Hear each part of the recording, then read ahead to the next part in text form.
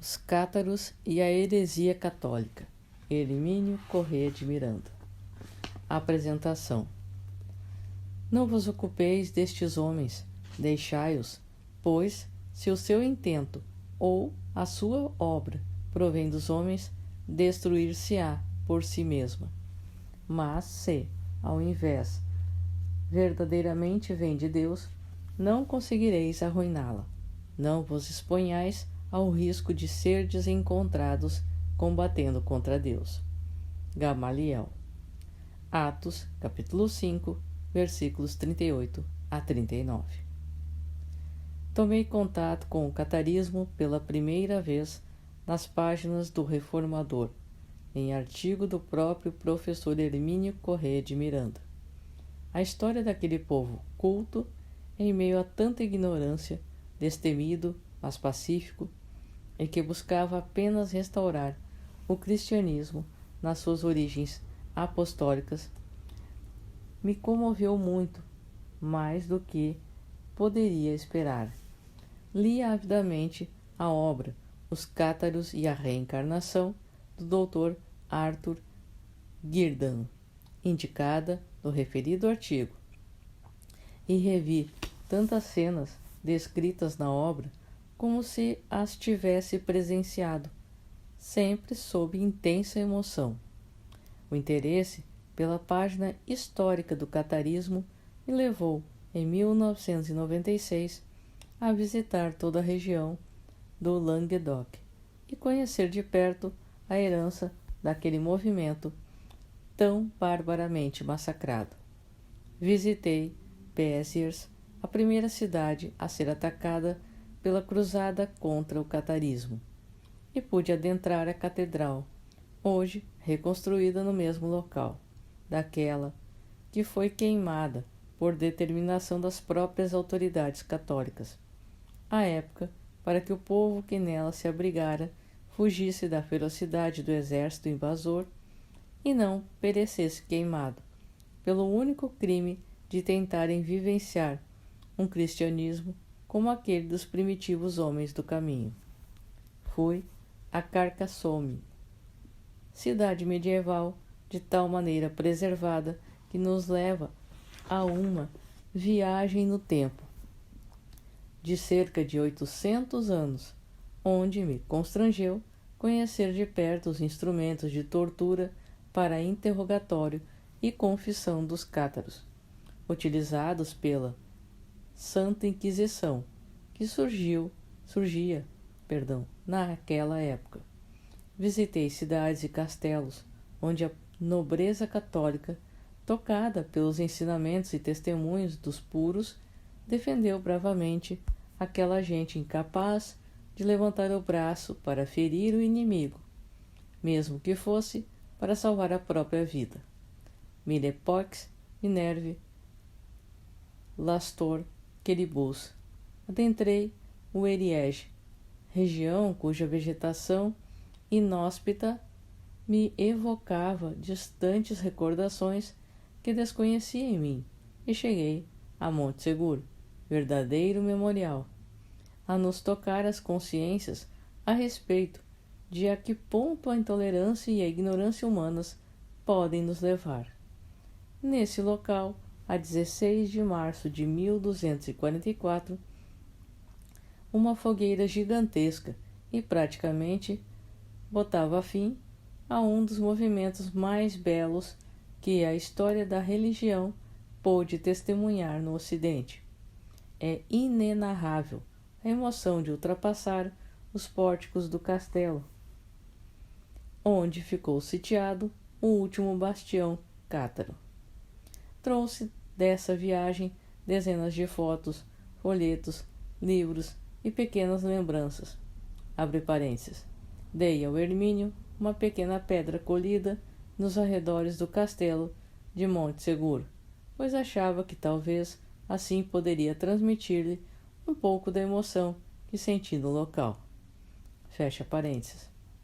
Mas o que obtive de mais valioso, dessa peregrinação cátara foi uma profunda consciência da importância da tolerância e do mais absoluto respeito às ideias contrárias e àqueles que as defendem.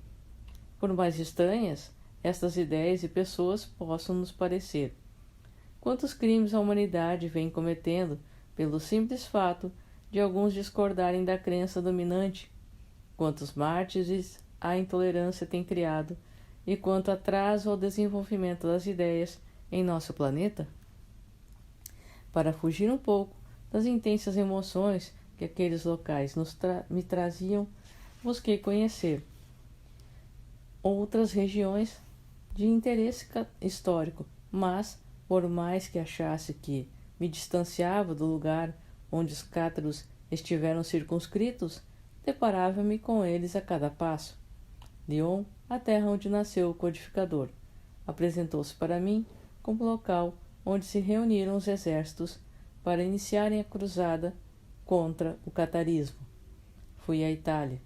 Florença não mais se me afigurava uma cidade dos Médici e berço da Renascença, mas o principal centro de difusão das ideias cátaras na Toscana e na Lombardia. Alcancei Assis, atrás das histórias de Polverelo, para descobrir que, após a morte de Francisco, alguns de seus discípulos mais diretos tentaram inutilmente se refugiar junto aos cátaros de Languedoc para não serem trucidados nas mãos dos homens da igreja. Decididamente, havia algo que me levava a reencontrar aquele povo e aquela ideia. Retornei, decidido a insistir, com o professor Hermínio para que ele prosseguisse num projeto antigo que me havia confidenciado, o de contar a saga dos cátaros em um livro. Em nosso país é praticamente inexistente a literatura sobre esse movimento. Mas a viagem entre os cátaros ainda continuaria, para a grande surpresa minha, aqui mesmo no Brasil. Envolvido muito particularmente com os trabalhos de pesquisa do querido L. Palhano Júnior, já que suas obras vinham chegando aos poucos para publicação. Participei dessas reuniões junto aos CIPs. Nota de rodapé.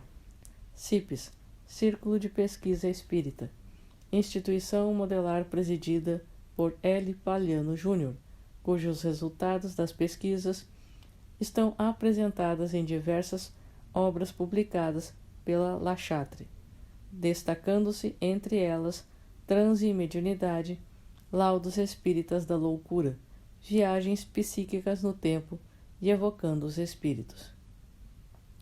Há ainda diversos livros de sua autoria a serem publicados pela editora.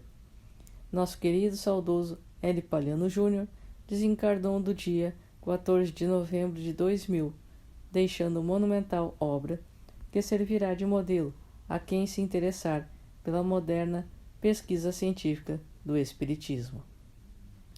Continuando.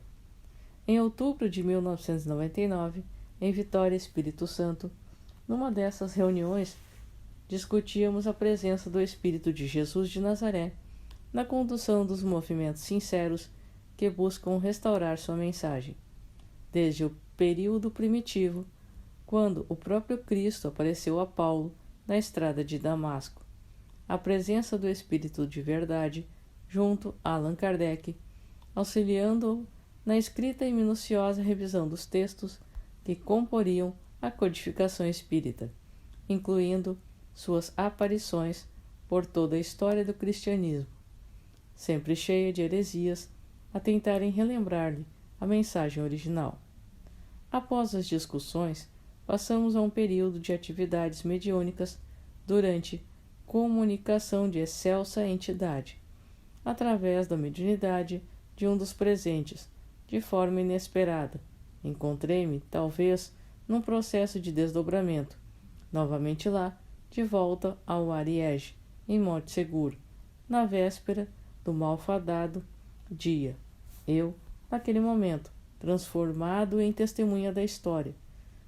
O castelo, como nos seus tempos de origem, um grupo de homens e mulheres estavam reunidos, oprimidos, ante a fatalidade da rendição, certamente seguida de morte no dia imediato.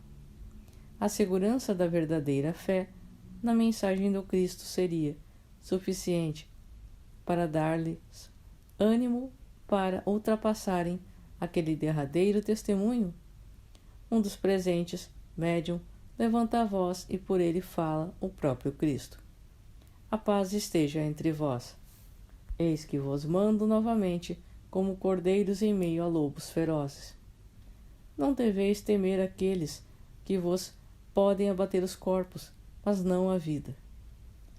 Bem-aventurados sois vós, perseguidos da incúria humana pela felicidade a minha mensagem, pois estarei eu próprio a recebê-los, amanhã, no reino celestial.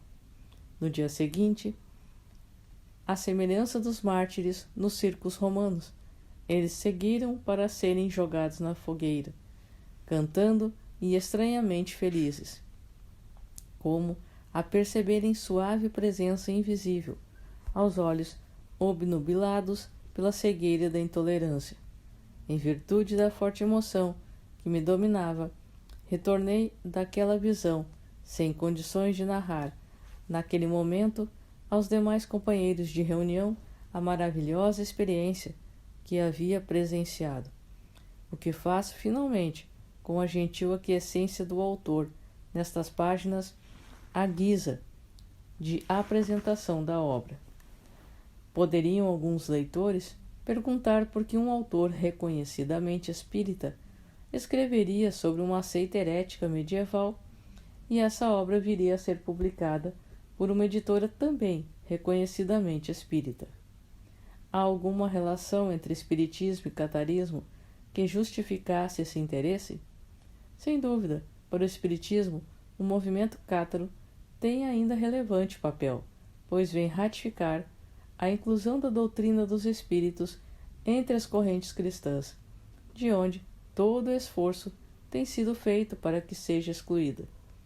Mais do que isso, os cátaros e a heresia católica demonstram que o espiritismo é o estuário onde vem desembocar tantas das tradições cristãs heterodoxas combatidas de maneira pertinaz pela ortodoxia católica, apenas por buscarem escavar nos sedimentos estranhos e se sobrepuseram à mensagem do Cristo, a cristalina fonte do Evangelho. Ninguém poderá, honestamente, negar as origens cristãs do Espiritismo, após conhecer a doutrina cátara, que vigorou nos séculos XII e XIII no Languedoc. Esse livro, do professor Hermínio Corrêa de Miranda, é uma espécie de pão a ser partilhado, da mesma maneira como era feito nas cerimônias do cristianismo primitivo e repetido séculos depois pelos cátaros, entre aqueles que buscam o verdadeiro sentido do cristianismo. Você está convidado a sentar-se para dividir conosco o seu pedaço. Alexandre Machado Rocha, Niterói, 8 de dezembro de 2001.